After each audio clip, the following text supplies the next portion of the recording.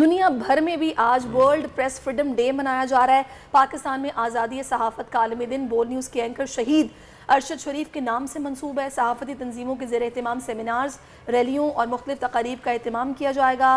P if you جے اور parliamentarian commission کے مطابق شہید 167 صحافیوں کے لیے انصاف کا مطالبہ کریں گے۔ صحافت کے لیے ملک کا کیپٹل اسلام آباد سب سے زیادہ خطرناک قرار دیا گیا ہے۔ کیا صحافی آزاد ہیں؟ پریس فریڈم ڈے کے اوپر ڈسکشن کرنے کے لیے ہمارے ساتھ موجود ہیں، کسی تعارف کے محتاج نہیں ہیں، عامر ضیاء صاحب، سینئر تجزیہ کار، سینئر صحافی۔ Thank you so very much Aamir صاحب، it's a pleasure having you on the show. بڑی خوشی ہو رہی ہے صبح صبح آپ سے لائیو گفتگو کرتے ہوئے۔ پہلے تو ہم پاکستان کو ڈسکس کرنا چاہوں گا میں آپ سے عامر صاحب، کیا پاکستان میں یہ تو نہیں پوچھوں گا کہ صحافی آزاد ہیں، کیا صحافت زندہ ہے؟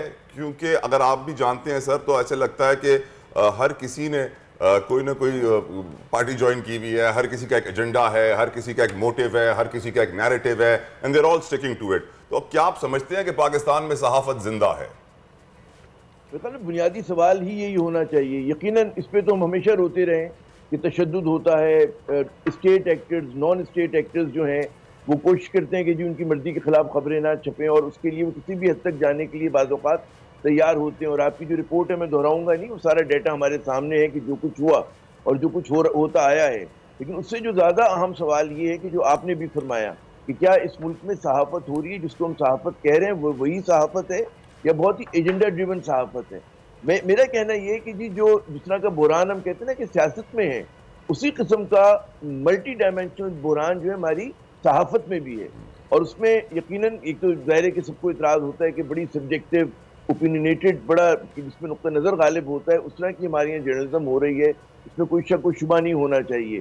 اور ہمارے پاس اگر آپ دیکھیں طلحہ کہ موضوعات کتنے محدود ہو گئے، اگر آپ الیکٹرانک میڈیا کو دیکھیں یا اخبارات تو پھر بھی ذرا سے براڈ بیسڈ ہوتے ہیں کوریج کے اندر، میڈیا جو الیکٹرانک میڈیا ہے وہ دن میں 8-10 خبروں پہ چل رہا ہوتا ہے، اسی کو زیادہ ہم لوگ ریہائش کر کے نیوز سائیکل میں گھماتے رہتے ہیں۔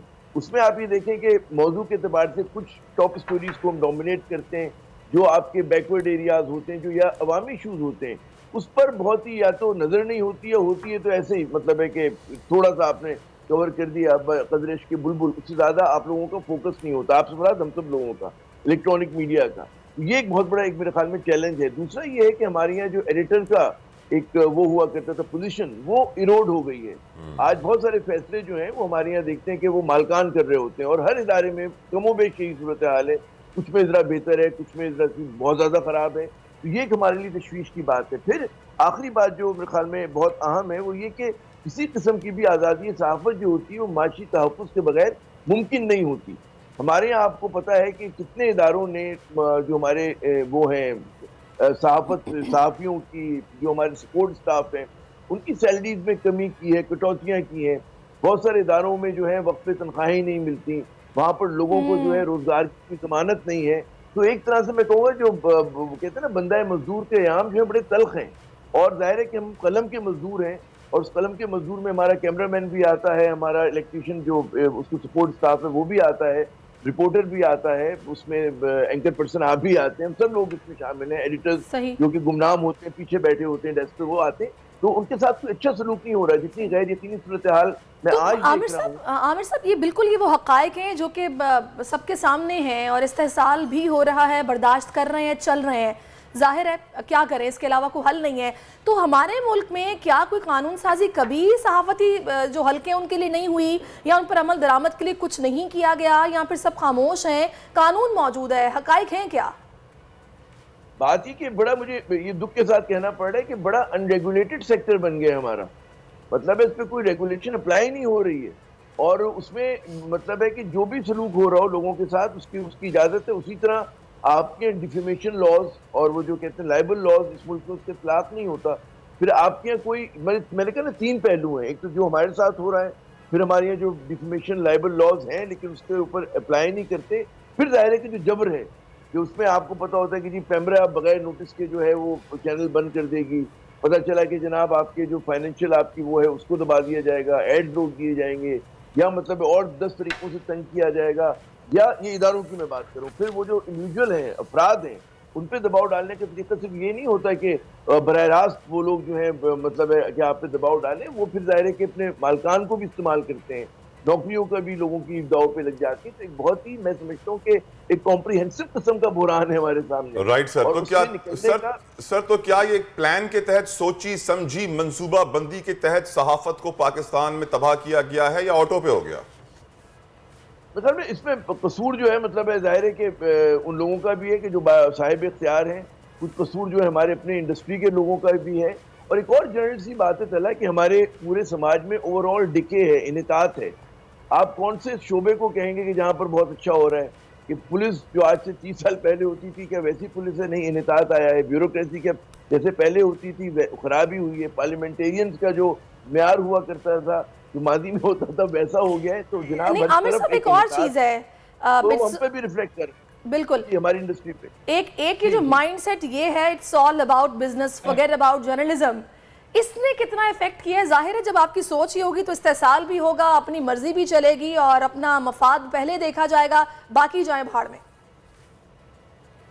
جی بہت اہم, یہ بھی میں سمجھتا ہوں کہ اہم ترین سوال ہے کہ جب آپ جو ہے کہ جرنلزم جو لوگ آتے ہیں ایک زمانے میں آیا کرتے تھے, اب بھی آتے ہیں جو نوجوان ہیں, کہ ان کا ہوتا ہے کہ جی we are going to tell, کہتے ہیں truth to the power.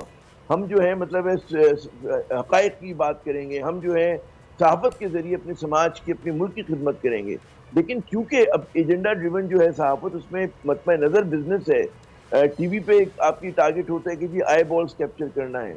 Social media نے جو ہے آپ کی جو مین سٹریم میڈیا کو بہت زیادہ انڈرمائن کر دیا, اس لیے کہ سوشل میڈیا پہ سنسنی خیزی بہت زیادہ ہے, وہ انفلٹرڈ چیز آ رہی ہے.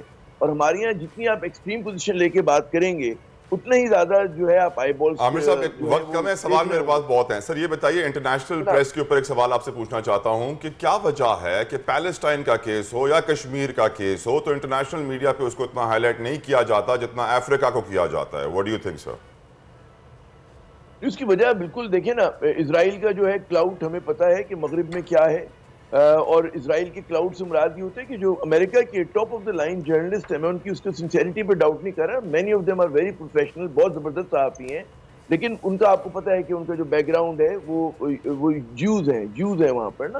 اور یہ کوئی میں سازش کے تحت نہیں کر رہا, وہ اس طرح کی قوم ہے, جیوز کے پڑھے لکھے لوگ ہیں, ذہین لوگ ہیں, تو وہ اپنے آپ کو اچھی طرح سے پیش کر دیتے ہیں. انہیں اسٹوری ٹیلنگ کا آرٹ آتا ہے, چاہے وہ فلم ہو چاہے میڈیا ہو. اسی طرح بھارت جو ہے اکنامک فائنینشیل کلاؤڈ استعمال کر رہا ہے جس کی وجہ سے ہماری باتوں کو سنا نہیں جا رہا. پھر ہم لوگ جو ہیں خود بھی اتنی غلطیاں کرتے ہیں, ہماری پالیسیز میں کنسسٹنسی نہیں ہوتی. ہم جو کرتے ہیں بات ہی کہ ہم اگر مضبوطی سے کشمیر پہ بات نہیں کریں گے اپنے قول اور عمل میں, دوسرا پرایا کیوں کرے گا ہمارے لیے بات؟ ہمارے یہاں جب مکس سگنل آ رہے ہوں گے, آج میں ایڈیٹوریل پڑھ رہا تھا ایک اخبار کا, وہ کہتے ہیں جی کشمیر کو بھولیں اور آپ بھارت کے ساتھ ڈپلومیٹک تعلقات نارمل کے طور پہ بحال کر لیں, تجارت شروع کر دیں. تو ہمارے یہاں جب خود یہ عالم ہوگا تو دوسری دنیا کیوں پرواہ کرے گی؟ چلیں جی, امید اچھی رکھنی چاہیے, شاید کبھی یہ سسٹم بھی بدلے اور چیزوں کو بہتر کرنے کی نیتاً کوشش کی جائے. عامر صاحب بہت شکریہ, آپ نے اپنا وقت ہمیں تھینک یو. اللہ کرے جو سریش نے بات کی کہ ملک بدلے گا تو سسٹم بدلے گا. جمہوریت کا ایک ستون میڈیا بھی ہوتا ہے, بٹ سیڈلی پاکستان میں جرنلزم کا بہت برا حال ہے. آزادی صحافت نہ ہونے کے برابر ہے. قائد اعظم زندہ باد کر کے خبریں لگا دی جاتی ہیں. ہوائے نفس کی ہے حکمرانی, لٹیرا کر رہا ہے پاسبانی. بول نیوز کے مارکیٹنگ ہیڈ آکاش رام تاحال لاپتہ, تفتیشی ادارے جواب دینے سے قاصر. اہل خانہ پریشان, بیٹے کی جدائی میں ماں غم سے نڈھال. جو بچو ہندو پر آئے تھے جو کو پاکستانی, مجھے مہربانی کرے پنجو آکاش واپس کयो. امریکی سینٹ میں کانگریس مین کی آکاش رام کے اغوا کے خلاف پرزور مذمت. And I, of course, have been concerned about some of the terrible disappearances, some of the abuses of human rights in Pakistan.